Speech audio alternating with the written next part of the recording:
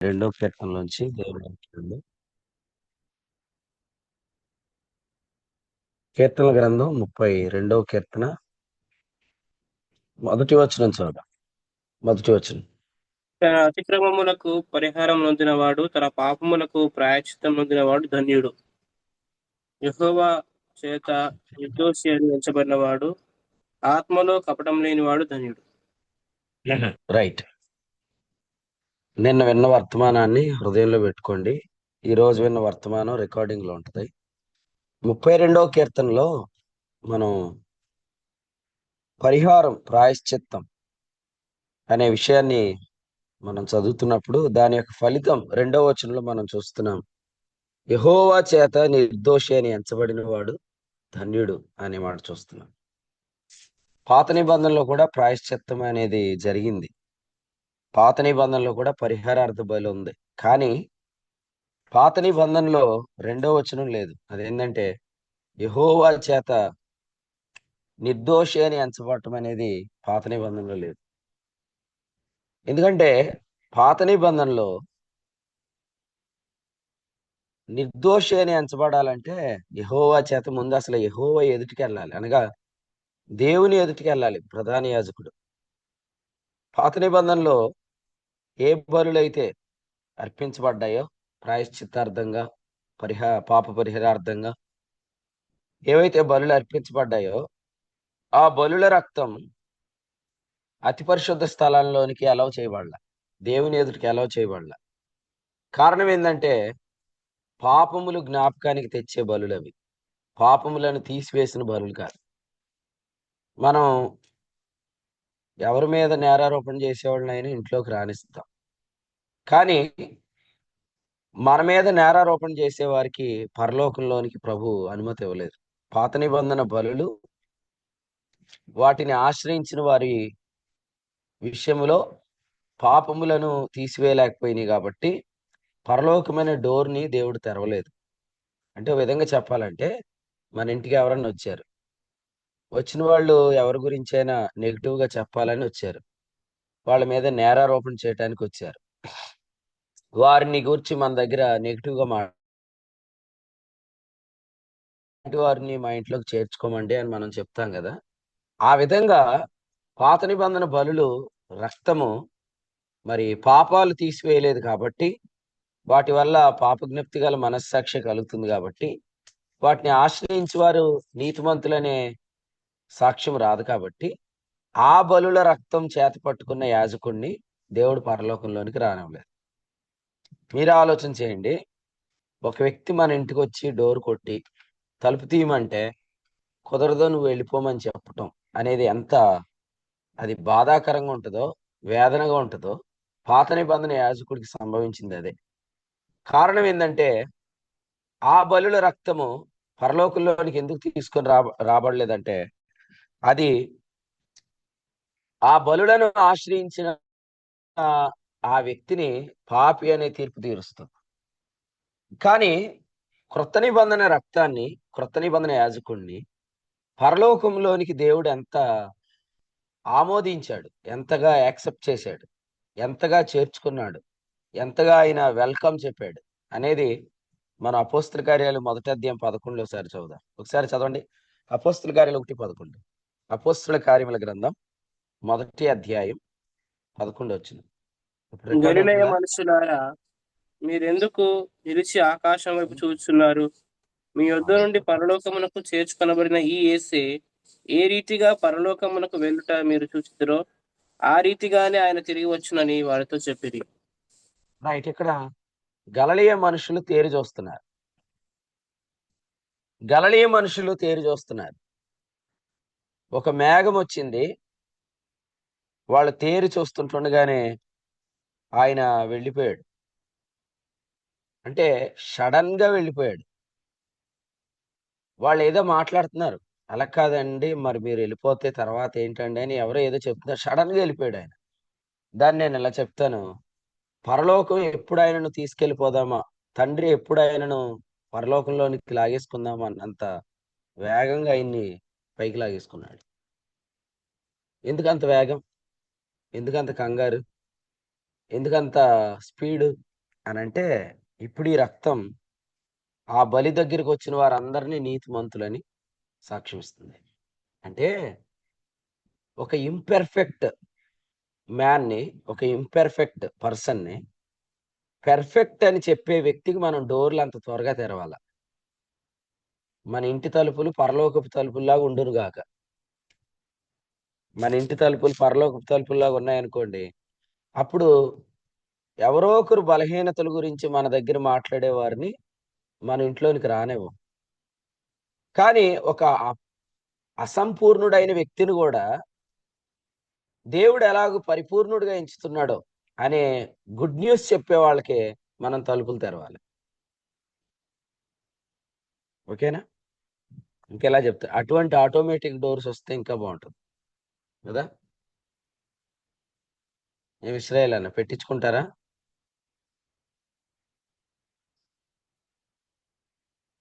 అటువంటి automatic doors వస్తే పెట్టించుకుంటారా? అంటే ఈ వ్యక్తి నేరారోపణ చేయడానికి వచ్చాడు అన్నప్పుడు డోర్స్ ఓపెన్ అవ్వవు. ఈ వ్యక్తి బలహీనులను కూడా బలవంతులని, భక్తిహీనులను కూడా నీతిమంతులని అని నీతిని ఆరోపించే వ్యక్తిత్వం గలవాడు అనుకోండి, ఆ వ్యక్తికి మన ఇంటి డోర్స్ ఓపెన్ అవ్వాలి. సో అటువంటి డోర్స్ కానీ వస్తే మీరు పెట్టించుకోండి. అటువంటి డోర్స్ గా మన అందరి డోర్స్ ఉండును గాక. ఎందుకంటే యోహాను రాసిన 3వ పత్రికలో ఏం చెప్పాడు చదువుతా. యోహాను రాసిన 2వ పత్రిక, 2వ పత్రికలో 10వ వచనం చదవండి. 10వ వచనం. ఎవడైనను ఈ బోధను తేక మీ యుద్ధకు వచ్చిన ఎడల వారిని మీ ఇంట నీదేంటి కొంచెం చేసుకునవద్దు. స్లోగా ఉంది వాయిస్, సూపర్ నాది. ఫాస్ట్ గా చదవాలి. ఎవడైనను హైదరాబాద్ వెంటనే రావాలా, 2 రోజుల తర్వాత రావాలా మీటింగ్స్ కి? ఒక 2 రోజుల ముందు రావాలి. అది 2 రోజుల ముందు చదువు, బాగా చదువు. ఎవడైనను ఈ బోధను తేక మీ యుద్ధకు వచ్చిన ఎడల వారిని మీ ఇంట చేసుకునవద్దు. శుభమని వారితో చెప్పవద్దు. శుభమని వారితో చెప్పువాడు వాని దుష్టక్రియలలో పాలుపడగును. రైట్. ఇక్కడ చూడండి, ఎవడైనను ఈ బోధన తేక అన్నాడు. ఏ బోధను? పై వచనంలో 9వ వచనం క్రీస్తు బోధ అన్నాడు. మనకు తెలుసు కదా క్రీస్తు బోధ ఏంటా బోధ. 7వ వచనం యేసు క్రీస్తు శరీరధారి అయి వచ్చెనని ఒప్పుకొనని వంచకులు అన్నాడు. యేసుక్రీస్తు బోధ ఏంటంటే యేసుప్రభు ఈ లోకానికి శరీరధారికి వచ్చి తన శరీరం మందు మొదటి నిబంధన కొట్టివేశాడు. మొదటి నిబంధన కొట్టివేయటం ద్వారా యేసుక్రీస్తు ప్రతి మనిషి కూడా దేవుడు ఎంత నీతిమంతుడో అంత నీతిమంతుడే నిబంధనను స్థాపించాడు. ఆ బోధన ఎవడైనా తేకుండా మన ఇంటికి వస్తే వాడిని చేర్చుకోద్దా అన్నాడు. అంటే వాడు ఎవరికి పితరుడు, వాడు ఎవడికి మూలం అనంటే ప్రతి వ్యక్తిని కూడా బలహీనుడని, భక్తిహీనుడని, శాతకానుడని, సరిగానుడని, మంచోడు కాదని అన్న కాలేబుని పంపించేయండి మీరు అర్జెంటుగా. కాలేబుని, నితిన్ని, ఇంకెవరున్నారు చెప్తానండి. రిక్వెస్ట్ పెట్టాడండి. మీరు చెప్పారా నితిన్ కూడా రిక్వెస్ట్ పెట్టాడని? చెప్పానండి. ఇంకెవరు వీడియోలో ఆన్ చేసుకునే వాళ్ళందరినీ వెయిటింగ్ రూమ్ లో పెట్టండి. ఎక్కడికి వస్తావు నువ్వు రాకు, పెట్టండి వెయిటింగ్ రూమ్ పెట్టండి. ఇంకా జ్యోతి గారు పెట్టారా? పాస్ట్రమ్ గారు వీడియో ఆన్ లేదు. ఇంకెవరండి? వినోద్ చెప్పాడా? వినోద్ చెప్పాడు. స్టాన్లీ గారు జర్నీలో ఉన్నారండి. జర్నీలో. ఓకే. ఇంక చూడండి ఎవరెవరు రిక్వెస్ట్ వాళ్ళందరినీ బయట పెట్టండి. వాళ్ళకి పరలోకం తలుపులు. జ్వరం ఉంటే మా ఇంట్లో జ్వరాలే ఉన్నాయి అండ్ ఆన్ చేసుకోండి. జ్వరం ఉంటే ఇప్పుడు మీ వేడేం మాకు వచ్చేది వీడియోలోంచి. చిన్నపిల్లలాగా సెలవు సీటీ రాసుకుంటామండి అన్నట్టు. రైట్. తొందరగా వీడియోలో ఆన్ చేయాలి. వీడియోలో ఆన్ చేయని వాళ్ళందరూ వెయిటింగ్ రూమ్ పెట్టండి. రైట్. క్రీస్తు బోధన తేక ఎవడైనా మీ ఇంటికి వస్తే వాడిని ఇంటిలో చేర్చుకోవద్దని చెప్పాడు. సో ఎందుకు చెప్పాడు? క్రీస్తు బోధన తేక ఎవడైనా ఇంట్లోనికి వస్తే అంటే క్రీస్తు బోధ ఏంటంటే 7వ వచనంలో చెప్పాడు, యేసు క్రీస్తు శరీరధారి వచ్చి నేను ఒప్పుకొనని వంచకులు. వీళ్ళని ఇంకో విధంగా చెప్పాలంటే ధర్మశాస్త్ర ఉపదేశకులు అని కూడా అనొచ్చు. ఎందుకంటే యేసుక్రీస్తు శరీరధారి ఎందుకయ్యాడు? హెబ్రీ పత్రిక 10వ అధ్యాయం 9లో చెప్పాడు కదా, ఆయన శరీరమందు మొదటి నిబంధన కొట్టివేశాడు. ఈరోజు మళ్ళా ధర్మశాస్త్రోపదేశం సంఘాల్లోనికి ఎందుకు వచ్చిందంటే, ఇప్పటికి కూడా విశ్వాసులు దేవుని ఎదుట నీతిమంతులు కాదని ఆరోపిస్తున్న వారు ఉన్నారు. పరలోకం అటువంటి వారిని తలుపు తెరిచి చేర్చుకోదు, కాబట్టి మనం కూడా తలుపు తెరిచి వారిని చేర్చుకోకూడదు. మొన్నే నిర్మల్లో పాస్టర్ గారు గుమ్మాన్ని ప్రతిష్ఠించారు. మీరు కూడా గుమ్మాలు ప్రతిష్ఠించే ఉంటారు ఇంటికి కదా. మరి మన ఇంట్లోనికి ఎవరు వస్తున్నారు అనేది చూసుకోవాలా. మన ఇంట్లో ఎవరు ప్రవేశిస్తున్నారు? ఎవరిని పడితే వారిని మనం ఇంట్లో చేర్చుకోవటం మంచిది కదా. ఎప్పుడు కూడా ఆరోపణ చేసేవారు, చెడ్డ సమాచారం చెప్పేవారిని మనం చేర్చుకోవటం ద్వారా పరలోకములు ఉండే వాతావరణం మన కుటుంబ జీవితాల్లో ఉండదన్నమాట. మనము నల్లజర్లో కూడికిలో ప్రకటన గ్రంథం 5వ అధ్యాయంలో నుండి పరలోక వాతావరణాన్ని గురించిన వివరాలు మనం విన్నాం. ఇందాక డేవిడ్ రాజు అన్న ప్రార్థన చేస్తూ కూడా ఆ విషయాన్ని చెప్పారు. పరలోక వాతావరణంలో ఎవరున్నారు? సింహాసనాసీనుడైన తండ్రి ఉన్నాడు. అలాగే 24 మంది పెద్దలు ఉన్నారు. ఈ 24 మంది పెద్దలు అలాగే సింహాసనాసీనుడై ఉన్న తండ్రి అక్కడ ఉన్నారు. అక్కడ వివాదానికి ఎంత మాత్రం కూడా తావులేదు. అక్కడ ఒక మంచి సెటిల్మెంట్ జరిగింది, లేదా ఒక మంచి తీర్మానం వచ్చింది అనమాట. ఆ తీర్మానం ఒకసారి గమనిద్దాం. ప్రకటన గ్రంథం 5వ అధ్యాయం చూడండి. ప్రకటన గ్రంథం 5వ అధ్యాయం 4వ వచనం చూద్దాం. ప్రకటన 5:4. ఆ గ్రంథము ఇప్పుడకైనను చూసుటకైనను యోగుడు ఎవడును కనబడనందున నేను బహుగా ఏడ్చుచుండగా ఆ పెద్దల్లో ఒకడు ఏడవకము అన్నాడు. ఆ పెద్దల్లో ఒకడు ఏమన్నాడు? ఏడవద్దు అన్నాడు. 11లో ఏమన్నాడు అంటే 10వ వచనంలో ఆ పెద్దలు ఏమన్నారంటే, ఆ గ్రంథమును తీసుకొని దాని ముద్రలు విప్పుటకు నీవు యోగ్యుడు అన్నారు. అంటే అక్కడ ఒక వివాదం జరగలేదు. పరలోకంలో ఒక చక్కని స్టేట్మెంట్ చెప్పారు. ఏమనంటే, గ్రంథమును విప్పుటకు యేసుక్రీస్తు యోగ్యుడు. ఆయన ఇశ్రాయేలీలను విడిపిస్తాడు, ఇశ్రాయేలు భూమిని విడిపిస్తాడు. ఇర్మియా గ్రంథంలో చెప్పినట్లుగా వారి పొలములు వారి ఇండ్లు ఇక కొనబడతాయి, ఆయన వారిని విమోచిస్తాడు అని చెప్పారు. ఇప్పుడు రూతు గ్రంథం 4వ అధ్యాయంలో కూడా ఆ ఊరి పెద్దలు 10 మంది వచ్చి పురద్వారం దగ్గర కూర్చొని ఏం చెప్పారు? బోయాజు విడిపిస్తాడు, ఈ గొడవలొద్దు, రూతును ఆయన విడిపిస్తాడని చెప్పారు. అంటే ఆరోపణ చేసే వ్యక్తులను పరలోకంలోనికి ఎందుకు రానియలేదంటే, పరలోకంలో వివాదాలకు, తర్కాలకు పరలోకంలో స్థానం లేదు. అసలు ఒక వ్యక్తి ఏడుస్తున్నాడంటే వెంటనే ఏడవకండి, ఇక్కడ సమస్య ఏం లేదు, పరిష్కారం ఉంది. యేసుక్రీస్తు విమోచకుడు, ఆయన ఇశ్రాయేలీలను విడిపిస్తాడు, ఆయన సియోన్లో నుండి వస్తాడు, ఆయన యాకోబులో నుండి భక్తిహీనతను తొలగిస్తాడు, ఇశ్రాయేలు జనులందరూ రక్షించబడతారనే ఒక అద్భుతమైన సెటిల్మెంట్, ఇంకా చెప్పాలంటే ఒక అద్భుతమైన తీర్మానం ఇక్కడ చేయబడింది అనమాట. ఒకసారి రూతు గ్రంథం కూడా చదువుతారండి. రూతు గ్రంథం 4వ అధ్యాయం 2వ వచనం చదవండి. బోయజు ఆ ఊరి పెద్దలలో 10 మందిని పిలిపించుకొని ఇక్కడ 5వ కూర్చున్నాడు. అధ్యాయంలో ఎంతమంది పెద్దలు ఉన్నారు? 24 మంది పెద్దలు. ఎక్కడ ఎంతమంది? 10 మంది పెద్దలు. 10 మంది పెద్దలు వచ్చారు. కూర్చున్నమని చెప్పగా వారిని కూర్చుండి అతడు, మోయాబు దేశం నుండి తిరిగి వచ్చిన నయోమి మన సహోదరుడైన ఎలీమెలెకునకు కలిగిన భూభాగమును అమ్మివేయుచున్నది గనుక నీవు చెవులారా వినినట్లు నేను ఒక సంగతి తెలియజేయాలని ఉన్నాను. ఈ పుర నివాసుల ఎదుటను నా జనుల పెద్దల ఎదుటను ఆ భూమిని సంపాదించుకును. ఏమనగా దాన్ని విడిపించుటకు నీవు ఒప్పుకున్న ఎడల విడిపింపుము, దాన్ని విడిపింప నొల్లని ఎడల అది స్పష్టంగా నాకు చెప్పుము. నీవు గాక దాన్ని విడిపింపవలసిన బంధువుడు ఎవడను లేడు, నీ తరువాతి వాడను నేనే అని బంధువుతో చెప్పాను. అందుకతడు, నేను విడిపించదనను. బోయజు నీవు నయోమి చేతి నుండి ఆ పొలమును సంపాదించున్న దినమున చనిపోయిన వాని పేరిట అతని స్వాస్థ్యమును స్థిరపరచినట్లు చనిపోయిన వాని భార్య అయిన రూతు అని మోయాబీరాలి యుద్ధ నుండి దాన్ని సంపాదింపవనని చెప్పగా ఆ బంధువుడు, నేను దాన్ని విడిపించుకొనలేను, నా స్వాస్థ్యమును పోగొట్టుకొనునేమో, నేను దాన్ని విడిపింపలేను గనుక నీవే నాకు ప్రతిగా బంధువుని ధర్మము జరిగించమని చెప్పెను. 9 చదవండి. బోయాజు ఎలీమెలెకునకు కలిగినది యావత్తును, కిల్యోనుకును మహలోనుకును కలిగినది యావత్తును నయోమి చేతి నుండి సంపాదించుతునని నేను అన్నందుకు మీరు ఈ దినమున సాక్షులై ఉన్నారు. చూడండి, ఇక్కడ పెద్దలు ఏమని ఉంటారు బోయాజ్ని? నీవు యోగ్యుడవు అని యేసుప్రభు గురించి అన్నారు కదా అక్కడ పెద్దలు. నీవు వధింపబడిన వాడవై నీ రక్తం ఇచ్చి అని ఎలా చెప్పారో, ఇక్కడ కూడా బోయాజ్ కంటే ముందటివాడు ఉన్నప్పటికీ కూడా ఈ ఊరి పెద్దలు ఈ పురద్వారం దగ్గర చేసిన తీర్మానం ఏంటంటే, బోయాజు నీవు యోగ్యుడవు అని చెప్పారు. అంటే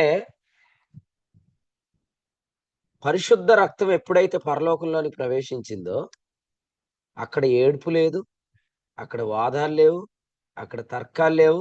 కానీ ప్రతి విషయము చక్కగా ప్రమాణపూర్వకంగా అక్కడ తీర్మానం చేయబడుతుంది, స్థిరపరచబడుతుంది. సో మన జీవితాల్లో కూడా ఏడుపులు ఉండకూడదు, మన కుటుంబాల్లో వాదాలు, తర్కాలు ఇవన్నీ మన కుటుంబ జీవితాల్లో ఉండకూడదు. మన కుటుంబ జీవితాల్లో ప్రతి విషయం కూడా చక్కగా పరిష్కరించబడాలి. అటువంటివి జరగాలంటే మనం ఏ వ్యక్తులను పడితే ఆ వ్యక్తులను మనం అలౌ చేయకూడదు. ముఖ్యంగా మన ప్రభువు ఎలాంటి వాడో అలాగూ నీతిని ఆరోపించే వ్యక్తిత్వాల్ని మనం అలౌ చేసుకోవాలి మన లైఫ్లోకి. రోమాపత్రిక 3:26 ఏముంది? దేవుడు ఎప్పటి కాలమందు తన నీతిని కనుబరుచు నిమిత్తం అన్నాడు. ఇప్పటి కాలమంతా కూడా దేవుడు తర్కాలకు అవకాశం ఇవ్వట్లేదు, వాదాలకు అవకాశం ఇవ్వట్లేదు. ఇప్పటి కాలమంతా కూడా ప్రభు సమస్తం పరిష్కరించబడాలి అనే నిబంధన తెచ్చాడు. సమస్తం కూడా మరి పరిష్కరించబడాలి. వాదాలు ఉండకూడదు, వ్యర్థమైన తర్కాలు ఉండకూడదు. అసలు ఒకటి చెప్తాను, ఆరోపణ లేని చోట తర్కాలు ఉండవు. తప్పు ఆపాదించటం లేకపోతే ఒక వ్యక్తిని తప్పుడుగా ప్రచారాలు చేయటం దగ్గర తప్ప ఈ తర్కాలు వాదాలు చాలా వరకు ఉండవు. కానీ పరలోకంలో మనం గమనించినట్లయితే అక్కడ చాలా ప్రశాంతత ఉంది. నిన్న ఒక తమ్ముడు సాక్ష్యం ఇస్తున్నాడు అనమాట. మా ఇంట్లో గొడవలు జరిగి చాలా రోజులు అయిపోయిందన్న. ఇప్పుడు మా ఇల్లంతా కూడా పరలోకంలో ఉందని. సో పరలోకపు వాతావరణం కుటుంబాల్లోనికి రావాలంటే పరలోకపు తలుపులు ఎప్పుడు తెరవబడ్డాయి? పాత నిబంధన యాజకుడు రక్తం తీసుకొని వస్తే ప్రభు ఏమన్నాడంటే ఆ కింద ఉన్న గుడారంలో పొమ్మని చెప్పాడు. ఇక్కడ రావద్దు, ఈ గుడారంలోనికి అనుమతి లేదు, నిజమైన గుడారంలోనికి లేదు, హస్తకృతమైన ఆలయంలోనికి పొమ్మని చెప్పాడు. అతి పరిశుద్ధ స్థలంలోనికి అవకాశం లేదు, మొదటి గుడారంలోనికి పొమ్మని చెప్పాడు. కానీ యేసుక్రీస్తును ఆ గలిలయ మనుషులు చూస్తుంటుండగానే సడన్ గా ఆయన పరలోకంలోకి తీసేసుకున్నాడు. తీసేసుకొని ఏమన్నాడు?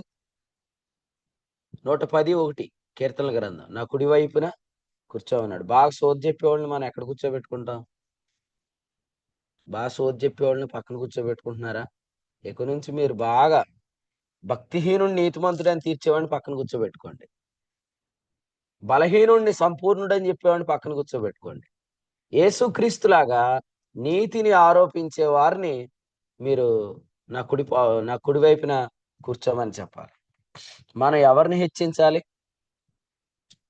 మన సంస్థానాల్లో, మన వ్యక్తిగత జీవితాల్లో ఎవరిని హెచ్చించాలంటే అపోస్తలులు 2:33 ఎవరైతే యేసుక్రీస్తు అనేకులను కదండి, హెబ్రీ 2:10 అనేకులను దేవుని మహిమకు తెచ్చాడు, ఆయన్ని హెచ్చించాడు. బహుమానాలు ఎవరికి ఇస్తున్నా? డబ్బులు ఎవరికి ఇస్తున్నా? ప్రమోషన్స్ ఎవరికి ఇస్తున్నా? ఎవరైతే బాగా చెడ్డ సమాచారం ఇతరుల గురించి చెప్తున్నారో వాళ్ళకి మనం డబ్బులు ఇస్తున్నామా? వాళ్ళకి ప్రమోషన్స్ ఇస్తున్నామా? వారికి బహుమానాలు ఇస్తున్నామా? మన ప్రభు అలాంటి వాడు కాదు. మన రక్షకుడైన యేసుక్రీస్తు మనల్ని అందరినీ కూడా నీతిమంతులుగా తీర్చే రక్తంతో ఎప్పుడైతే పరలోకంలోకి వెళ్ళాడో ఆయనను హెచ్చించాడు. అందుకే నేను ఇలా రాశాడుగా, హెబ్రీ 1:9 చదవండి.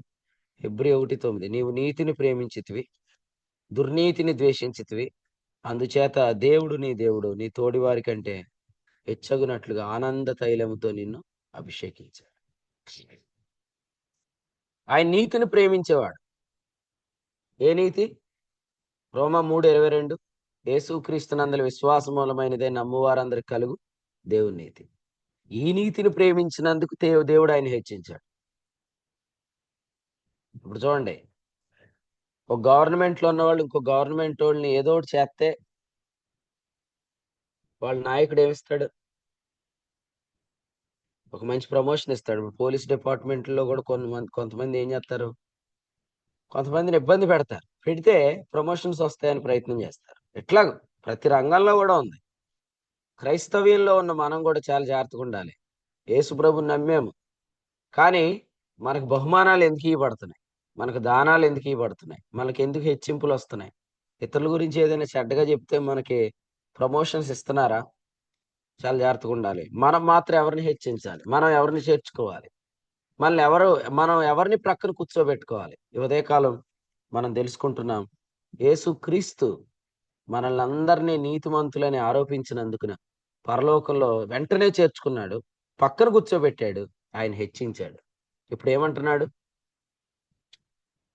నువ్వు మెల్కీసెదెకు క్రమం చొప్పున నిరంతరము యాజకుడు అయ్యిందు అన్నాడు. 110వ కీర్తన 4 అంటే అర్థం ఏంటంటే, ఇంకెల్లప్పుడూ నువ్వు నా ఎదుటి వారిని నీతిమంతులుగానే చూపించు. అంటే ఆయన ఉద్యోగాన్ని ఏం చేశాడు?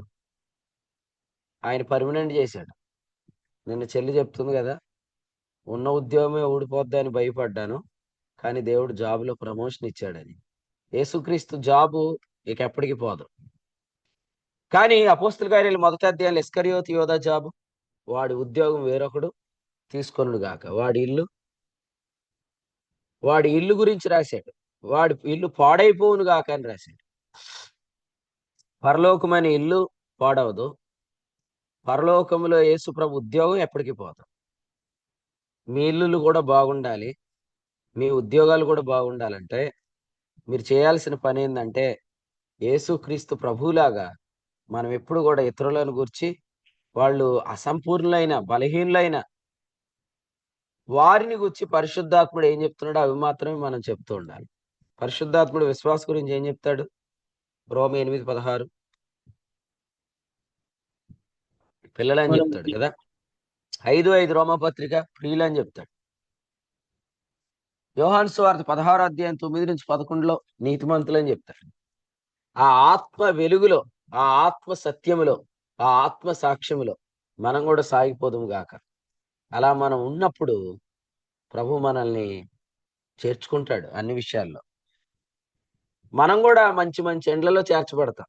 ఇప్పుడు కొన్ని కుటుంబాలలోనికి మనకు ప్రవేశం వచ్చిందంటే ఈ గుడ్ న్యూస్ని బట్టే. మీరు ఏ ఇంట్లో తింటున్నారో తెలుస్తుందో మీకు అసలే? ఒక్కోసారి వాళ్ళకి మనకు సంబంధమే లేదు, వాళ్ళు ఎవరో మనకు తెలియదు, కానీ వాళ్ళ ఇండ్లలో కూర్చొని, వాళ్ళ ఇంటి మీద బల్ల మీద కూర్చొని మనం భోజనం చేస్తున్నామంటే వారి ఇంటి తలుపులు మన కొరకు ఎందుకు తెరవబడ్డాయి? సువార్త అంటే ఏంటంటే, భక్తిహీనుని నీతిమంతునిగా తీర్చువాని యందు విశ్వాసం ఉంచువానికి వాని విశ్వాసము నీతిగా ఎంచబడుతుందని రోమాపత్రిక 4వ అధ్యాయం 5వ వచనం. మనం చేపట్టాం కాబట్టి వారి ఇంటిలోనికి మనకు అవకాశం దొరికింది. లేకపోతే మామూలుగా వెళ్తే కూడా గేటు తలుపులు తెరవరు మనకి. అది వాస్తవం. నేనైనా అంతే, మీరైనా అంతే. కొన్ని ఇంటికి వెళ్తే మీకు తలుపులు తెరుస్తారా? ఇప్పుడైతే మనం వెళ్ళి వాళ్ళ సోఫాల్లో కూర్చుంటున్నాం, వాళ్ళ టేబుల్ మీద కూర్చుంటున్నాం, వాళ్ళ భోజనాల్లో మనం ఏది కావాలితే అది స్వతంత్రంగా వేసుకొని తింటున్నాం. కానీ అసలు మనల్ని గేటు దగ్గర నుంచి ఎవరు బాబు నువ్వు అని పంపించేస్తారు. ఈరోజు అటువంటి ధన్యత దొరికిందంటే కారణం సువార్త తెరిచిన తలుపులు, సువార్త ఇచ్చిన సింహాసనం, సువార్త ఇచ్చిన హెచ్చింపు, సువార్త ఇచ్చిన ఆమోదం, సువార్త ఇచ్చిన యోగ్యత. కాబట్టి చాలా కృతజ్ఞత కలిగి ఉండాలి. రూతు గ్రంథం 2వ అధ్యాయంలో ఆమె ఏమనింది? ఏమి తెలిసి పరదేశినైన నాయందు లక్ష్యముంచినట్లు 2:10 ఏం తెలుసాయా నీకంటే, బోయాజు చెప్తున్నాడు, నీ గురించి నాకు తెలుసు అని చెప్తున్నాడు. పరలోకం కూడా ఏమంటది మన గురించి? యేసు ప్రభు రక్తం మీ గురించి మాట్లాడింది, మీ గురించి కూడా మాకు తెలుసు. హేబేలు కంటే శ్రేష్టంగా పలుకు ప్రోక్షణ రక్తం మన గురించి ఎన్నో చెప్పేసింది. మనం చూడండి, పరలోకం వెళ్ళగానే పరలోకపు వాతావరణంలో అక్కడ ఉన్న వాళ్ళందరికీ మనం పరిచయం చేసుకుంటున్నాం అనుకోండి, ఆ యేసు ప్రభు రక్తం మీ గురించి చెప్పేసిందండి అని చెప్తుంది. అంటే పెద్ద పెద్ద విషయాలన్నీ మన గురించి రక్తం పలుకుతుంది అక్కడ. బాగా డబ్బా కొట్టుకునే ఇలాంటి వాళ్ళకైతే అక్కడికి వెళ్ళాక మరి మేమేంటో తెలుసు అంటే నీ గురించి తెలుసు. అలా కాదు అది కూడా తెలుసు అంటదన్నమాట. అంటే అన్నీ తెలుసు.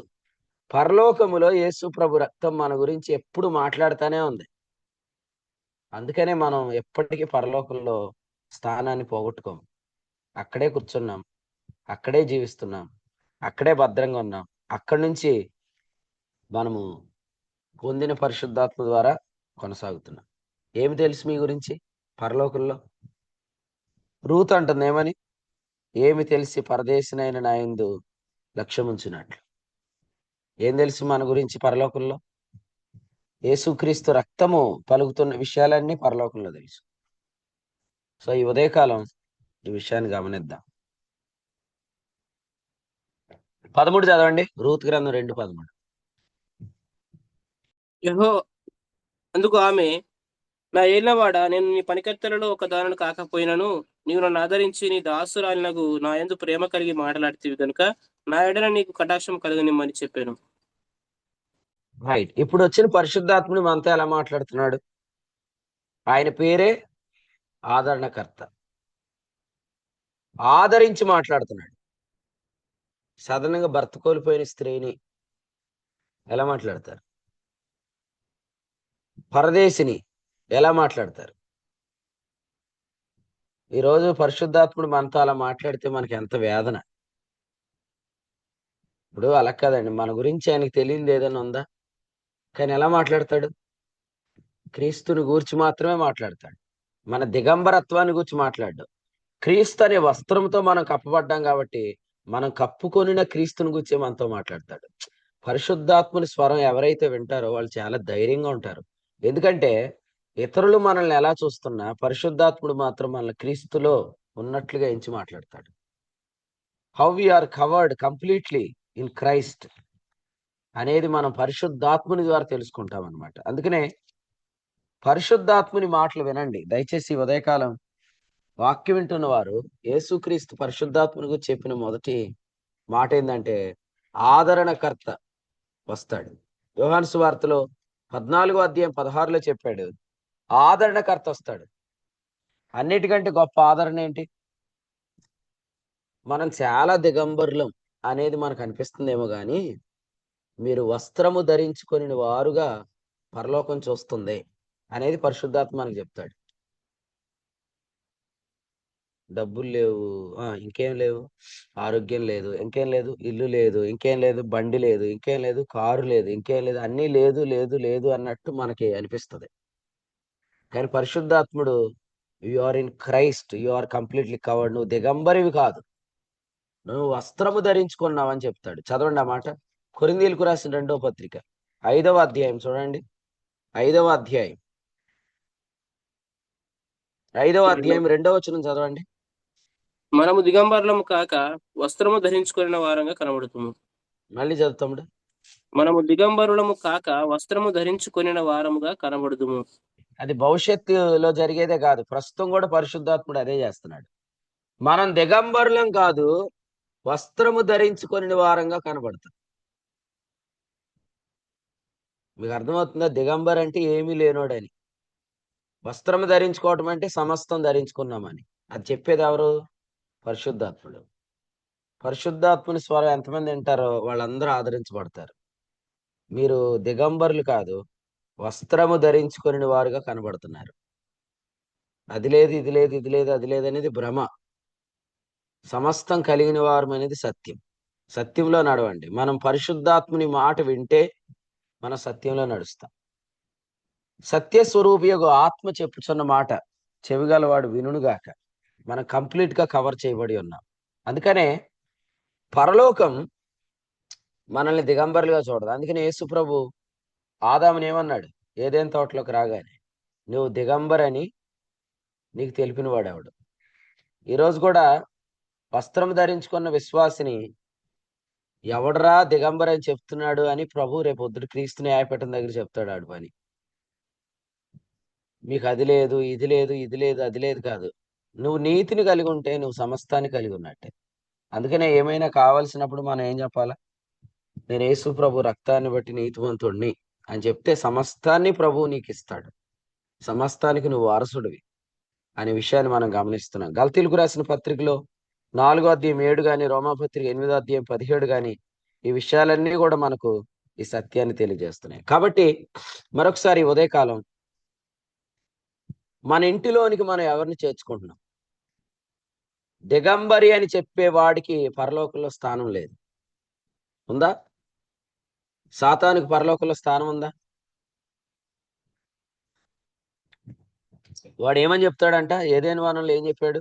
నువ్వు దిగంబరివి అనే మనస్సాక్షిని ఆదాముకి ఇచ్చాడు. కానీ ప్రకటన గ్రంథం 12వ అధ్యాయంలో మనం ఇక్కడ ఇలా చూస్తున్నాం. 8వ వచనంలో ఆ ఘట సర్పమునకు దాని దూతలకు పరలోకమందు స్థలము లేదు.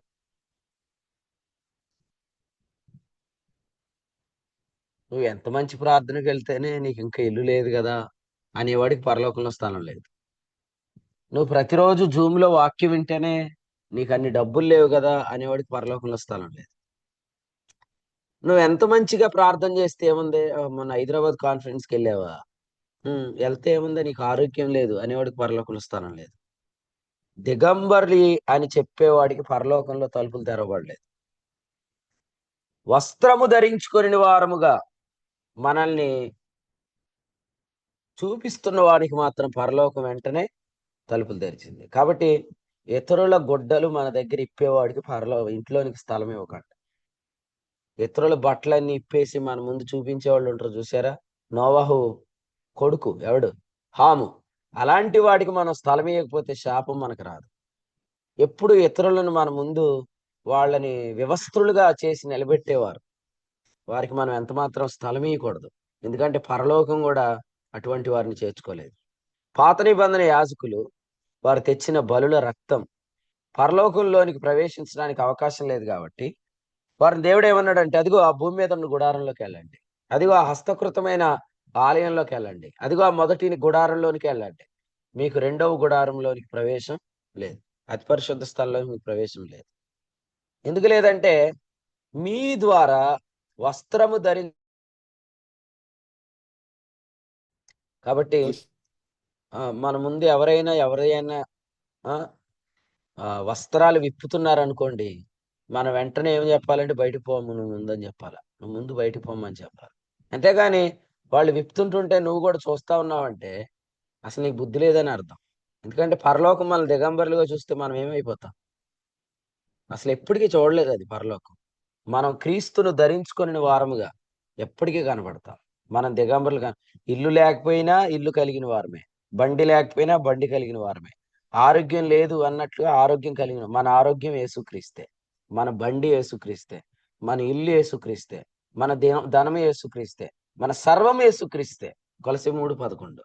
కాబట్టి మనం అపవాదితో చెప్పాలి, అది లేదు ఇది లేదని చెప్తున్నావు, నాకు అన్నీ ఉన్నాయని క్రీస్తే అని చెప్పాలి. అది మేనిఫెస్ట్ అవటం మనం చూస్తాం. ప్రకటన గ్రంథంలో అదే చెప్పాడు. 12:11 చదవండి.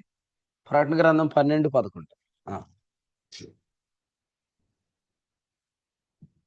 వారు గొర్రె పిల్ల రక్తమును బట్టి తామిచ్చిన సాక్ష్యమును బట్టి వానిని జయించి ఉన్నారు. రాత్రి మనం విన్నాం కదా, దుష్టుడి యొక్క మొదటి ప్రయత్నం ఏంటి? మన మీద ఆరోపణ చేయటం. మన యొక్క మొదటి అటాక్ ఏంటి? రక్తాన్ని బట్టి మనం మాట్లాడటం. గొర్రె పిల్ల రక్తాన్ని బట్టి ఎవరైతే సాక్ష్యం ఇస్తారో వారు వానిని జయిస్తారు. రక్తాన్ని బట్టి ఇమ్మన్నాడా? వాడు లేవన్నవన్నీ కలిగిన తర్వాత ఇమ్మన్నాడా? రక్తాన్ని బట్టి మీకు ఇల్లు ఉంది, రక్తాన్ని బట్టి మీకు బండి ఉంది, రక్తాన్ని బట్టి మీకు సమస్తం ఉంది, రక్తాన్ని బట్టి మీకు అప్పులు లేవు, రక్తాన్ని బట్టి. ఎందుకంటే పరలోకం అంతా రక్తాన్ని బట్టే. దేవుడు మిమ్మల్ని రక్తాన్ని బట్టే చూస్తున్నాడు. మీరు కూడా రక్తాన్ని బట్టే సాక్ష్యం ఇవ్వండి. రక్తాన్ని బట్టి ఉదయం ఒక సాక్ష్యం ఇవ్వండి, మీరు వారిని జయిస్తారు. అందుకనే రాగానే ప్రభు ఎలా అడిగాడు, నీవు దిగంబరని నీకు తెలిపిన వాడు ఎవడు? ప్రభు పిల్లలు దిగంబరులు కాదు, వారు వస్త్రము ధరించుకున్నారు. ఈ వస్త్రము అపవాది చూడలేడు. ఈ వస్త్రం వాడు చూడలేడు కాబట్టి మన విషయంలో వాడు ఎప్పుడు ఒక కలగంటాడు. ఆ కళ చూపించమంటారా? చూద్దాం రండి. ఆదికాండంలో ఆ కళ మీకు చూపిస్తాను. 37వ అధ్యాయం. వాడికి రాత్రులు పడుకునేటప్పుడు ఒక్కోసారి నా గురించి మీ గురించి ఇలాంటి కళ్ళు వస్తాయి అనమాట. ఆ కళ చూపిస్తారండి. 23, 37, 23. యోసేపు తన సహోదరుల యొద్దకు వచ్చినప్పుడు వారు యోసేపు అంగీని అతను తొడుక్కొని ఉండిన ఆ విచిత్రమైన నిలువుటంగిని తీసివేసి అతన్ని పట్టుకొని ఆ గుంటలో పడద్రోసిరి. ఆ గుంట వట్టిది, అందులో నీళ్లు లేవు. సో ఎప్పటికప్పుడు సాతాను గడికి నా గురించి మీ గురించి ఏ కళ్ళు వస్తాయంటే, మన బట్టలన్నీ ఇప్పేసి గుంటలో పడేసినట్టు వాడికి కళ వస్తుంది అనమాట. వాడు లేచిన తర్వాత తెలుసుకుంటాడు ఇది కళే అనుకుంటాడు. అంటే మనల్ని ఎప్పటికప్పుడు దిగంబరులుగా చేసి గుంటలో పడేయాలనే ప్లాన్లు వాడికి ఉన్నాయి. కానీ మీరు వానిని జయించాలి. వాడు ఆ కళ వచ్చి మనతో చెప్తాడు. మనం ఏం చెప్పాలా? అది నీ కళ మాత్రమే. మనకిచ్చిన కళ ఏంటి? 37వ అధ్యాయం 9వ వచనం. అతడు ఇంకొక కలకని తన సహోదరులు తెలియచేసి, ఇదిగో ఒక నేను కళకే మరొక కల తట్టుకోలేకపోయాడు. ఇంకొక కళగా అన్నాడంట. ఇంకొక కళ ఏంటి? సూర్య చంద్రులు 11 నక్షత్రములు నాకు సాష్టాంగపడి. అది మన కళ. వాడి కళ ఏంటి? ఎప్పుడు ఇప్పేద్దామా, ఎప్పుడు గుంటలో పడేద్దామా అని ఆడి కళ. ఆడి కళ అలాగే ఉంటది. మన కళ ఏంటి? సూర్యుడు, చంద్రుడు, నక్షత్రాలు నాకు సాష్టాంగ నమస్కారం చేస్తాయి. అది మన కళ. ఆడికి ఊపిరి లేకుండా మళ్ళీ ఇంకోసారి వెళ్ళి ఆడి దగ్గర ఇంకో కళ ఉంది వింటావా అని అడగాల. ఆడు 2 చెవుల్లో ఆడు ఏళ్ళు పెట్టుకొని కేకలేసేస్తాడు స్టెఫన్ రాళ్లతో కొట్టినట్టు. ఇంకొక రెవల్యూషన్, వన్ మోర్ రెవల్యూషన్ అని చెప్తా ఉండాలి ఆడికి. 32వ కీర్తన నిన్న అయిపోయింది కదరా, మళ్ళీ తగలడ్డారేంట్రా అనుకుంటున్నాడు ఆడి ఉదయం. అట్లా ఉండాలి ఆడికి. నిన్న చెప్పిన ప్రసంగం రాకూడదు. ఈరోజు ఇంకో న్యూ రెవల్యూషన్ రావాలి. నేను చెప్పిన తలంపులు రాకూడదు. అప్పుడు అతడు ఇంకో కలగని అన్నట్టుంటది. అతడు ఇంకో కలగంటే ఏమైందంట? ఇక్కడ ఇలా చెప్పాడు చూడండి, 11వ వచనం. అతని సహోదరులు అతని యందు అసూయపడిరి. చాలు. అతని సహోదరులు అతని యందు అసూయపడిరి. ఈ అసూయ వాస్తవంగా ఎవరిది? వాడిది, సాతాను గాడిది. సో మనల్ని దిగంబరులుగా చూడాలనుకునే వాడికి అసూయ కలగాలంటే మనం ఇంకొక కలగానాలి. మీ భార్యతో ఏం చెప్తారంటే, మంచి కల వచ్చింది, ఇంకొక కల కావాలి, నేను మళ్ళీ వెళ్ళి పడుకుంటున్నాను అని చెప్పి మళ్ళీ దిండట్టుకొని వెళ్ళి మళ్ళీ నిద్రపోయి మళ్ళీ ఇంకొక కలగాని మళ్ళీ వచ్చి చెప్పాలన్నమాట. నేను జకరి గారు మళ్ళీ టంకు పెట్టి ఒక రెడీ చేసుకొని బట్టలన్నీ సర్దేసుకొని నేను హైదరాబాద్ వెళ్ళిపోతున్నాను, ఇంకొక కలగాని వస్తానని చెప్పి వచ్చేయండి. మళ్ళీ ఇంకొక రెవల్యూషన్ కావాలి, ఇంకొక తలంపు కావాలి, ఇంకొక ధన్యవచనం కావాలి, ఇంకొక ఆశీర్వచనం కావాలి, ఇంకొక వాగ్దానం కావాలి. సో అట్లాగ మనము సిద్ధపడాలి. ఎందుకంటే మన విషయంలో వాడు కల అయిందంటే మనల్ని దిగంబరులుగా చూడాలనుకుంటున్నాడు.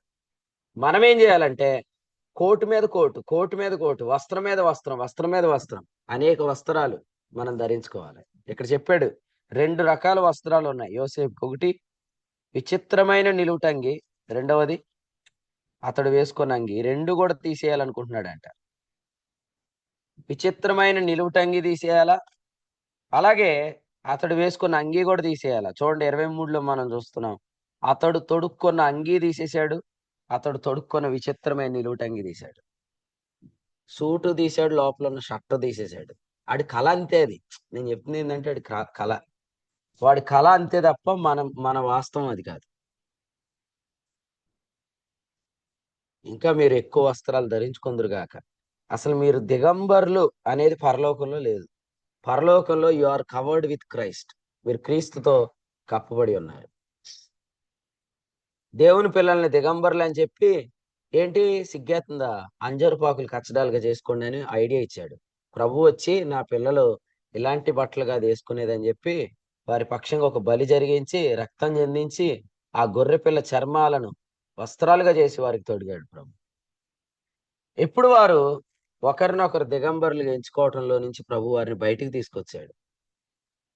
పురుషుడు స్త్రీని ఇలా చెప్తున్నాడు అనమాట, నా తర్వాత నిర్మించబడిన దానివి నీవే. నెంబర్ 2, నేను తప్పు చేయలేదు, మోసం పరచబడి తప్పు చేసింది కూడా మొదట నీవే అంటున్నాడు. ఇప్పుడు ఆదాము తన భార్యను తక్కువగా చూస్తే వాళ్ళిద్దరు కలవరు. కలవకపోతే వాళ్ళకి పిల్లలు పుట్టరు. అందుకని ఏం చేశాడు? ఆమె కూడా ఆయనతో సమానమనే భావన తేవటానికి చర్మపు చొక్కాలు తొడిగించి ఇప్పుడు ఆదికాండం 4వ అధ్యాయం 1వ వచనంలో ఆదాము తన భార్య అయిన హవ్వను కూడినప్పుడు ఆమె ఒక కుమారుణ్ణి కనింది. ఇప్పుడు ఆమెకి ఏ భావన వచ్చింది? నేను నీలో నుండి తీయబడిన దాన్నే కాదు, నా మూలంగా కూడా ఒక పురుషుడు కలిగాడు. రాత్రి విన్నాం కదా, స్త్రీ పురుషుడి నుండి కలిగింది కాదు, పురుషుడు కూడా ఎవరి మూలం కలిగాడు? స్త్రీ మూలంగా కలిగాడు. అంటే ఆ లోనెస్, ఇంకా చెప్పాలంటే ఆ డౌన్ ఫీలింగ్ అనేది ప్రభు తొలగించేశాడు ఆమె జీవితంలో. ఇప్పుడు ఆమె మళ్ళీ కలిసింది. ఇప్పుడు ఆమెకు హేబేలు పుట్టాడు. శ్రేష్టమైన బహుమానం కలిగింది. కాబట్టి ఈ ఉదయకాలం మనం ప్రభువుని స్తుతించవలసిన అంశం ఏంటంటే, మనం దిగంబరులము అని వాడు మనల్ని తెలియపరుస్తున్నప్పుడు, మన వస్త్రము ధరించుకున్న వారంగా ఒకరినొకరు ఎంచుకుంటే మన ద్వారా మంచి రిజల్ట్స్ వస్తాయి, మంచి ఫ్రూట్స్ వస్తాయి, మంచి అవుట్కమ్స్ వస్తాయి అన్నమాట. అదే నువ్వు దిగంబరం అని ఆడు చెప్పిన వాటి నువ్వు వింటే నువ్వు ఫలించలేవు. మీరందరూ కూడా ఫలించాలంటే మీరు దిగంబరి అని చెప్పేవాడిని ఎవరిని కూడా మీ ఇంటి మెట్లు ఎక్కనివ్వకండి. ఎవరిని దిగంబరి అని చెప్పేవాడిని మీరు ఇంటిలోనికి చేర్చుకోవద్దు. కప్పబడేవారుగా విశ్వాసులను మన దగ్గర ప్రజెంట్ చేసేవారిని, కవర్ చేయబడిన వారిగా విశ్వాసులు మన యొద్ద ప్రజెంట్ చేసేవారిని మనం మన ఇంటిలోనికి మనం ఆమోదించినప్పుడు మనము ఫలాలను ప్రేమించేవారు. నిజం చెప్పండి, ఆదాము తన భార్యను దిగంబరిగా చూస్తే, హవ్వ తన భర్తను దిగంబరిగా చూస్తే, వారు ఒకరినొకరు కించపరుచుకుంటే, వారు ఒకరినొకరు అవమానంగా తలంచుకుంటే సంతానం కలిగేది కాదు.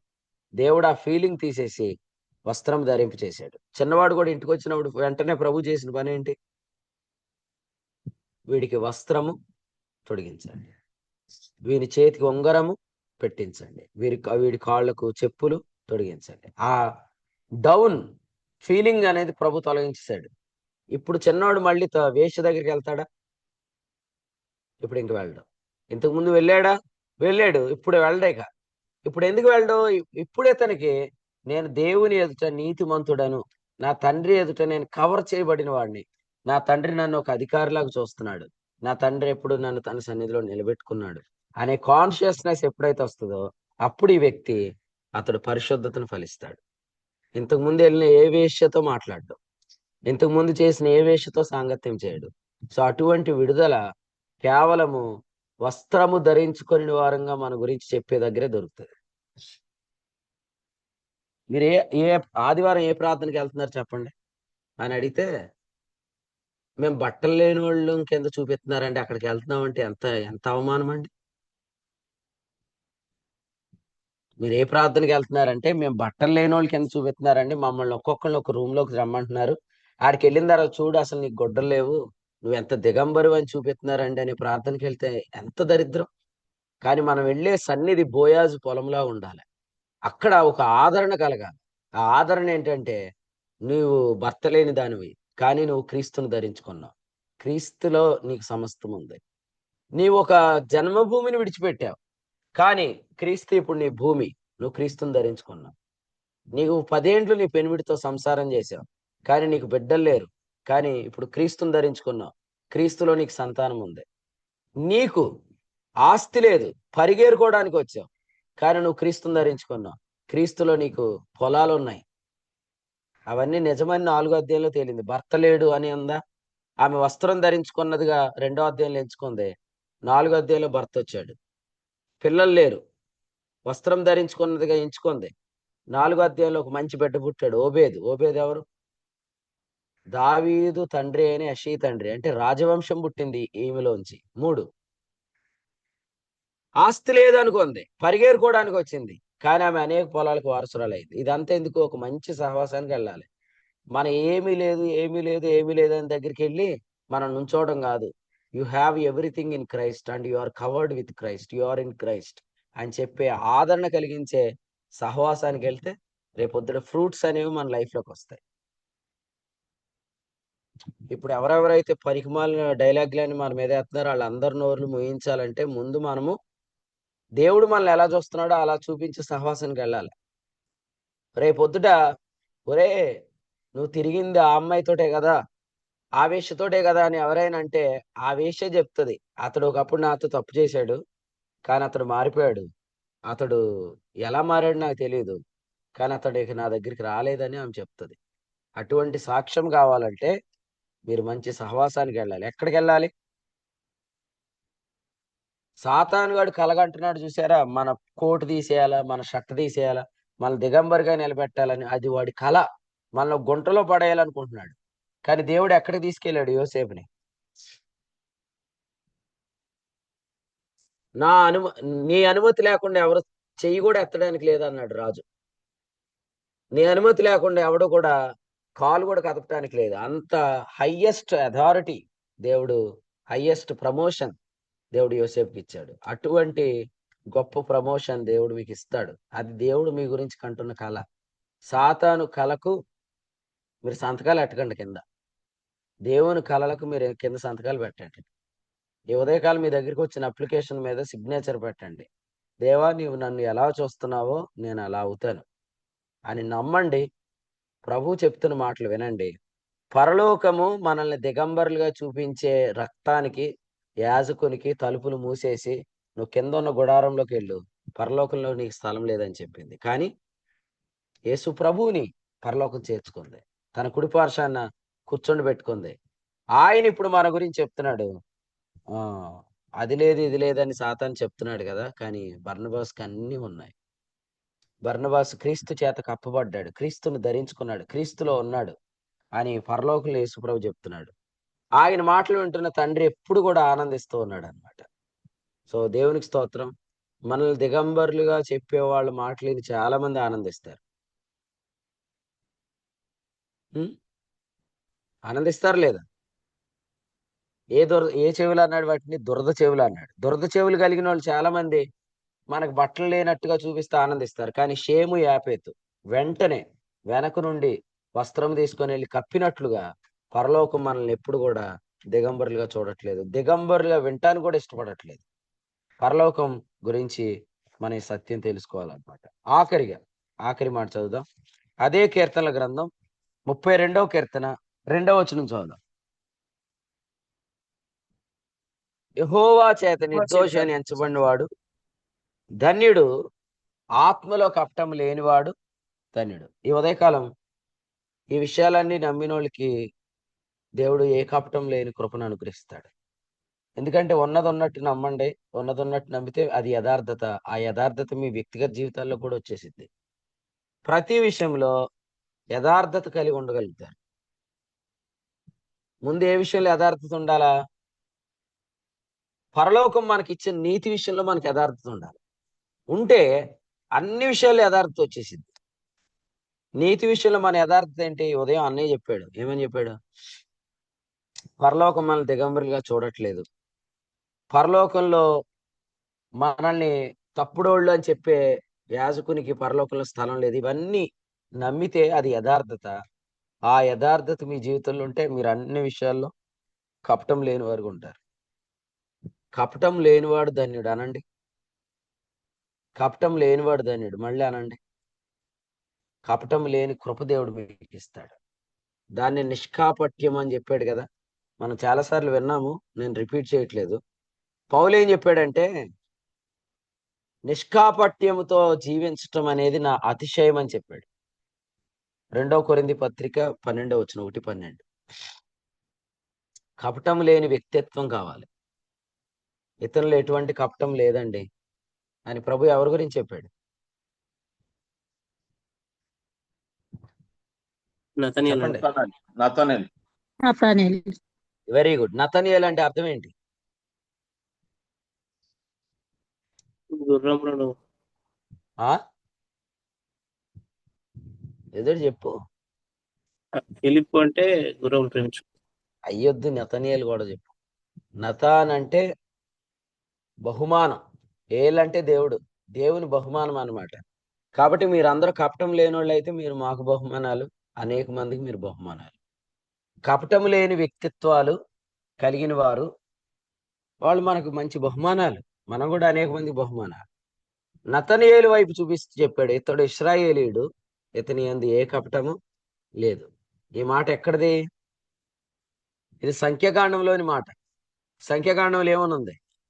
యాకోబులో నేను ఏ వంకరతనము చూడలేదు. 23వ అధ్యాయము వచనం 23లో చెప్పాడు.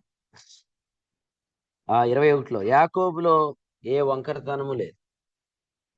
సో మీలో కపటం ఉంటేనే వంకర మాటలు ఉంటాయి. కపటం లేని వాళ్ళలో వంకర మాటలు ఉండవు. సో ప్రభు మీ అందరికీ కూడా వంకరతనం అనేది లేకుండా చేయనుగాక. ఎందుకంటే వంకరతనం ఉన్నవాడిని ఎవడైనా శపించడానికి తెగిస్తాడు గాని బిలాము కూడా భయపడ్డాడు. ఎందుకంటే ఇతనిలో ఏ వంకరతనం లేదు. నేను ఏమని శపించగలను, ఏమని భయపెట్టగలను. మనలో కపటం ఉందనుకోండి వాడు భయపడ్డాం. మనలో కపటం లేదు, వంకరతనం లేదనుకోండి వాడు కూడా భయపడతాడు. ఏమని శపిస్తాడు బ్రదర్? అతనిలో ఏ వంకరతనము లేదు, అతనిలో ఏ కపటం లేదు. కాబట్టి వంకర మాటలు కపటం గల వ్యక్తుల్లోనే ఉంటాయి, కానీ యథార్థవంతుల్లో నుండి ఎటువంటి వంకరతనం మనకు కనపడదు. సో వంకరతనం లేని వ్యక్తులకు శపించడానికి వచ్చిన వాడు కూడా భయపడతాడు. ఈ ఉదయకాలం అటువంటి నిష్కాపట్యం ప్రభు మీ అందరిలో కలిగించిన గాక. ముందు పరలోక విషయాలను యథార్థంగా మీరు ఒప్పుకోండి. మొన్న తమ్ముడు రాజేష్ ఈ రోజు ఫస్ట్ టైం జూమ్ మీటింగ్కి వచ్చాడు. క్రీస్తు దినం వరకు వారందరూ వచ్చుదురు గాక, వాళ్ళని ప్రభు భద్రపరచును గాక. తమ్ముడు మాట చెప్పాడు కదా, నేను స్టేటస్ పెట్టడానికి కూడా భయపడ్డానండి. అది అందరి అనుభవం.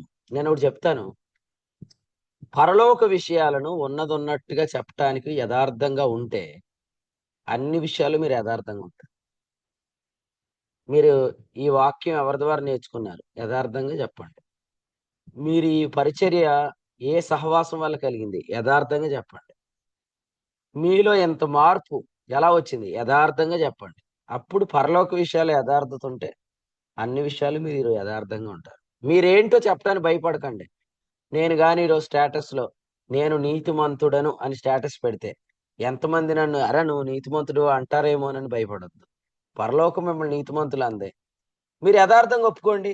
డబ్బుల విషయంలో యథార్థంగా ఉంటారు, తల్లిదండ్రుల విషయంలో యథార్థంగా ఉంటారు, సంఘంలో యథార్థంగా ఉంటారు, అన్ని విషయాలు యథార్థంగా ఉంటారు. అన్ని విషయాలు యథార్థంగా ఉంటే వాడిని ఏ విధంగా కూడా సాతాను శపించడానికి ఎవ్వరు కూడా తెగించరు. మనలో వంకరతనం ఉంటేనే వాడు రెచ్చిపోతాడు. కుక్క కూడా తన నాలుకను ఆడించకూడదు. కుక్కలు కూడా తన నాలుకను ఆడించకూడదంటే మనం మన ముఖాలు కుక్కలు చూస్తున్నప్పుడు ఎలా ఉండాలంటే వీడేదో కపటం కలగడానికి కుక్కలు మన మీద అరవకూడదు. వీళ్ళు ఏ కపటం లేదు. ఇశ్రాయేలీలు వస్తున్నప్పుడు వారు బంగారం, వెండి, వస్త్రాలు అడిగి తెచ్చుకుంటున్నారు. కానీ వాళ్ళు ఎవరు దొంగల్లా కనపడలేదు, రాజుల్లా కనపడ్డారు. అందుకని ఏ కుక్క వారి మీద మొరలేదు. ఈ రోజు కూడా చాలా మంది కుక్కలు లాంటి వాళ్ళు నోర్లు ముయ్యబడాలంటే మీరు యథార్థంగా ఉండాలి. ప్రభు అట్టి యథార్థత మీలో పుట్టించును గాక. కపటం లేని కృప మీ అందరిలో ప్రభు మెండుగా కలిగించును గాక. ఈ తలంపులు ప్రభు మన వెనుకలో దీవించును గాక. ఆమేన్. ఆమేన్. ప్రభు 32వ అధ్యాయం నుంచి మరొక నూతన వర్తమానాన్ని తన దాసుల ద్వారా అనుగ్రహించిన వర్తమానానికి ప్రభుకి కృతజ్ఞతలు తెలియజేస్తున్నాం. ఈ యొక్క అధ్యాయం నుంచి మరి ప్రాయశ్చిత్తము అలాగే పరిహారం చెల్లించబడుతున్నటువంటి పాత నిబంధనలో అర్పించబడుతున్నటువంటి బలులు, ఆ బలులు అర్పించడం ద్వారా వచ్చిన రక్తాన్ని పరలోకం అంగీకరించట్లేదని, ఆ యాజకుడు పరలోకంలోకి యాక్సెప్ట్ చేయలేదని, ప్రవేశం లేదని అతి పరిశుద్ధ స్థలంలోకి పరలోకంలోకి.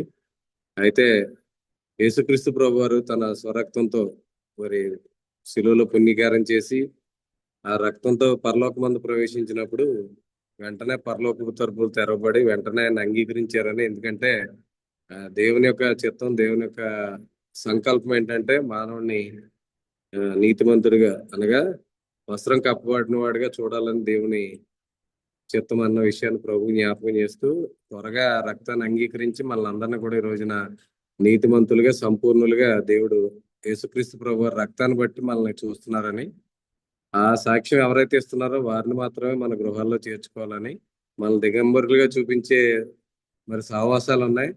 కాబట్టి వారు యేసుక్రీస్తుని శరీరధారిగా వచ్చారని ఒప్పుకున్నటువంటి వంచకులు లేదా మరి అన్న విషయాన్ని ప్రభు జ్ఞాపకం చేస్తూ అటువంటి వారిని మనం చేర్చుకోకూడదని, మనం నిత్యం వస్త్రం కప్పబడిన వారిగా యేసుక్రీస్తు రక్తం ద్వారా మనల్ని నీతిమంతులుగా, సంపూర్ణులుగా చూపించే సహవాసంలోనే మనం ముందుకు కొనసాగాలని ప్రభు ఈ యొక్క విషయాన్ని జ్ఞాపకం చేస్తూ మనల్ని దిగంబరులుగా కాదు కానీ నిత్యం కూడా మనం వస్త్రం ధరించిన వారిగా చూపించే సహవాసంలోనే మనం ముందుకు కొనసాగాలని, అలాగే కపటం లేని వారిగా మనం ఎప్పుడైతే కపటం లేకుండా మనం యేసుక్రీస్తు ప్రభు వారి రక్తం ద్వారా నీతిమంతులు అన్న సాక్ష్యాన్ని దిగంబరులం కాదు మనం వస్త్రం ధరించిన వారమని అంగీకరిస్తామో, ఆ పుణ్యకార్యం ద్వారా మనకు కలిగినటువంటి స్థితిని అంగీకరిస్తామో, ప్రతి విషయంలో మనం కపటం లేని వారిగా యథార్థవంతులుగా ఏ విధంగా ఉంటామో ప్రభు యొక్క అధ్యాయం నుంచి మరి మనకు నేర్పించిన సంగతులకే ప్రభుకి కృతజ్ఞతలు తెలియజేస్తూ శ్రేష్టమైన తలంపులు అందించిన దేవుని సేవకులకి పొడుగు పక్షంగా వందనాలు తెలియజేస్తున్నాం.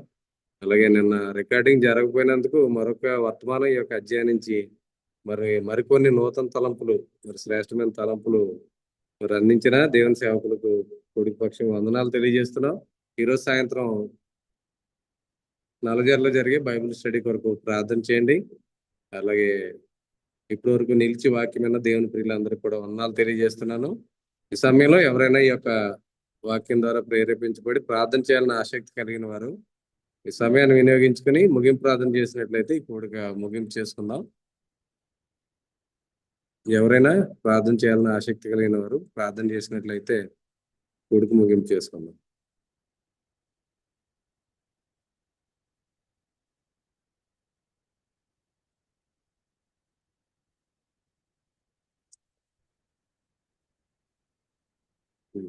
తమ్ముడు ప్రదీప్ గారు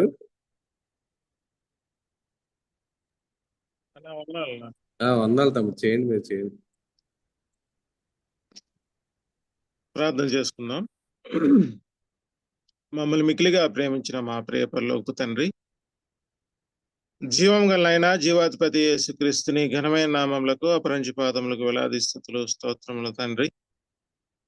గడిచిన కాలంతో కాచి రక్షించి మరి యొక్క నూతన దిన ప్రవేశాన్ని మాకు అనుగ్రహించి నీ కృపలో మమ్మల్ని భద్రపరిచి ప్రభా, ఉదయకాల సమయంలో నీ సన్నిధి కాంతి కలిగి ఉండటానికి ఉదయకాలంలో నాయన మరి నీ యొక్క మాటను వినడానికి నాయన మీరు మాకు అనుగ్రహించిన ఈ గొప్ప ధన్యతను బట్టి నీకు ఇవాళ స్తోత్రములు ప్రభా. ఆయన మీరు మాకు అనుగ్రహించిన వర్తమానానికై కృతజ్ఞతాస్తుతులు చెల్లిస్తున్నాం. నీ దాసుని ఆయన మరి నీ పక్షంగా ఆయన మరి నిలవబెట్టి నాయన మరి శ్రేష్టమైన సంగతులు, అవును ప్రభా, మేము వస్త్రం ధరించిన వారంగా నాయన మరి మీరు మమ్మల్ని చూస్తున్నారు.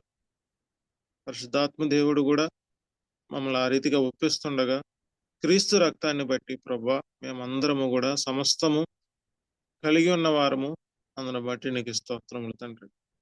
అవును ప్రభా, అలనాడు పాత నిబంధన బలుల విషయంలో నాయన మరి ఆ రక్తాన్ని బట్టి నాయన మరి పాప విముక్తి జరగలేదు. కానీ ఈ దినముల అంతమందు మీరు మాకు అనుగ్రహించిన రక్షణను బట్టి నాయన మరి క్రీస్తు రక్తం ద్వారా నాయన మరి మా యొక్క ప్రతి పాపమును కడిగి పరిశుద్ధపరుస్తూ ఆయన అతి పరిశుద్ధ స్థలంలో ప్రవేశించిన క్రీస్తు రక్తము ద్వారా నాయన మరి మేము ఎల్లప్పుడూ నిర్దోషులముగా దేవుని నీతిగా ఎంచబడుతున్న విధానానికై స్తోత్రములు తండ్రి. అవును ప్రభా, మంచి సహవాసము మమ్మల్ని సంపూర్ణంగా చేస్తున్న ఆ మనస్సాక్షిని ప్రతి ఒక్కరికి పంచడానికి నాయన మరి మీరు ఈ పరిచర్యని ఉపయోగించబోతున్నారు. అందును బట్టి నీకు స్తోత్రములు నాయన. నాయన మేము దిగంబరులం కాదు ప్రభా, వస్త్రము ధరించిన వారం. సాతాను ఆ రీతిగా చూడడానికి ప్రయత్నం చేస్తుండగా మేము ఆ నీతి అయిన మైమరుగుతో నాయన మరి సాతాను శక్తులను నాయన మరి సాతాను కుయుక్తులను నాయన మరి వాటి నుంచి ధైర్యముగా బయటకు వచ్చి ప్రభువా, నేను నీతిమంతుడును నీతిమంతురాలను కాబట్టి క్రీస్తు రక్తాన్ని బట్టి సమస్తము కలిగిన వాడను. నాలో ఆరోగ్యము లేదని నేను చింతించను, నాలో ఆయన ఆర్థిక సమస్యలు ఉన్నాయని చింతించను. మాత్రమే కాదు ప్రభువా, నన్ను సమాజంలో నాయన మరి గుర్తించలేని వాడిగా ఎవరైతే అనుకుంటున్నారో వారి విషయంలో కూడా నేను చింతించననే గొప్ప నిశ్చయిత నాయన మరి ఈ దినము నాయన మరి నీ దాసుని ద్వారా మాకు అందించారు. అందును బట్టి నీకు స్తోత్రం ప్రభా. నూతన యెరూషలేములో నాయన మరి మేము ధైర్యముగా ప్రవేశించి అక్కడ నాయన మరి మా యొక్క స్థానాన్ని పదిలపరుచుకొని మేము జీవిస్తున్న వారముగా నాయన మరి మమ్మల్ని మీరు చూస్తున్నారు. అందుని బట్టి నీకు స్తోత్రం. పరలోక రాజ్యంలో 24 పెద్దలు ఆ గ్రంథం ఇప్పటానికి యోగ్యుడని నాయన మరి నిన్ను ఆయన మరి ఒప్పుకున్న రీతిగా రూతు విషయమై నాయన మరి బోయాజ్ నమ్మకమైన బంధుత్వాన్ని నాయన మరి నియమాన్ని నాయన మరి జరిగించడానికి యోగ్యుడిగా 10 మంది ఒప్పుకున్న రీతిగా ఈనాడు కూడా నాయన మరి స్థానిక సంఘాలలో మీరు మీ బిడ్డలైన ప్రతి ఒక్కరిని నాయన మరి మీరు గుర్తించి ఒప్పుకున్న రీతిగా మీరు కృప చూపించారు. మాత్రమే కాదు ప్రభా,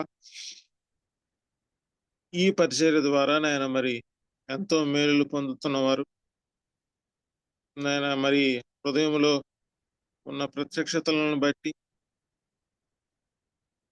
నాయన మరి సంగతులను బట్టి స్తుతిస్తూ ఆయన అనేక మందికి సాక్షులుగా నిలబడలాగున శిష్యులుగా తయారు చేయటంలో నాయన మరి ముందున్న పరిచర్య విషయంలో కూడా మరి ధైర్యముగా ఈ పరిచర్య ఏ విధంగా మనకు కలిగిందో సాక్ష్యం ఇచ్చడానికి, అట్టి సాక్ష్యాన్ని బట్టి నాయన అనేక మందిని క్రీస్తులోకి ఆకర్షింపబడడానికి పనిముట్టుగా వాడబడడానికి మీరు కృప చూపించి సహాయం చేయండి. హైదరాబాదులో జరిగిన నాయన మరి ఆ యొక్క 5 దినముల పరిచర్యలో నాయన మరి మీరు సాతానికి అపజయాన్ని ఇచ్చారు. అనేక మంది నాయన మరి హేళన చేశారు.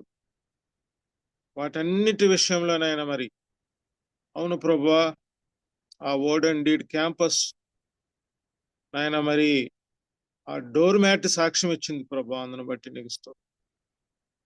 అనేక మంది నాయన మరి నీ హృదయంలో వైపు త్రిప్పి నూతన ఆత్మలు నూతన వ్యక్తులనైనా మరి మీరు ఈ పరిచర్యలోకి నడిపిస్తున్నారు. అందును బట్టి నీకు స్తోత్రాలు. అవును ప్రభా, క్రొత్త నిబంధన పరిచర్యనైనా మరి ఇది ఆ ధైర్యాన్ని బట్టి ఆ యొక్క ప్రార్థనలు వినబడతాయి, సమాధానాలు కనబడతాయి. అందును బట్టి నీకు స్తోత్రములు నాయన. మీరు మాకు అనుగ్రహించిన ఈ గొప్ప నాయన మరి ధన్యతను బట్టి పరిచర్యను బట్టి మేము ఎంతగానో కృతజ్ఞతాస్తుతులు చెల్లిస్తున్నాం. మా యొక్క హృదయం ఉప్పొంగ చేశారు, హృదయంలో ఆనందాన్ని ఇచ్చారు నాయన. ఇట్టి మేలులు, ఇట్టి సంతోషాన్ని దేవునికి కృతజ్ఞతాస్తుతులు చెల్లిస్తుండగా అట్టి హృదయములతో మేమందరము ప్రభా నాయన మరి ముందున్న పరిచర్య విషయంలో నాయన నీ దాసునికి నాయన మరి సహచారులుగా ఉంటూ ఎటువంటి విషయంలో నాయన మరి నాయన హృదయంలో సందేహింపగా ముందుకు సాగడానికి మీరు కృప చూపించమని, ఏదైనా వర్తమానం ద్వారా నూతన ఉత్తేజంతో నాయన మరి నూతన ఆనందంతో ముందుకు సాగలాగిన ప్రతి ఒక్కరిని మీరు జ్ఞాపకం చేసుకున్నామని, అనేక మంది సేవకులు నాయన మరి ఈ విషయంలో నాయన మరి యొక్క ఏర్పాటును అనుసరిస్తున్న ప్రతి ఒక్కరి నాయన సంఘాలను సహవాసాలను మీరు జ్ఞాపకం చేసుకున్నామని, మెట్టుకు ప్రభా నాయన మరి నీ యొక్క దాసుని మీరు జ్ఞాపకం చేసుకుని ఇంకా అనేకమైన సంగతులు నాయన మరి వివరించడానికి మీరు కృప చూపించమని, ఈ దినమంతయు నాయన నీ కౌగిటి రెక్కల కింద భద్రపరుస్తూ దినదినము నాయన మరి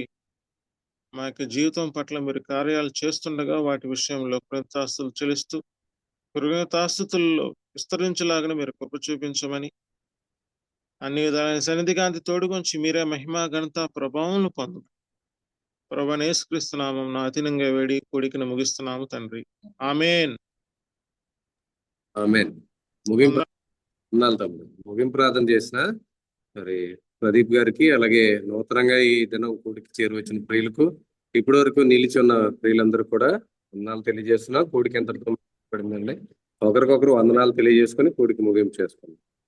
అందరికి వందాలండి.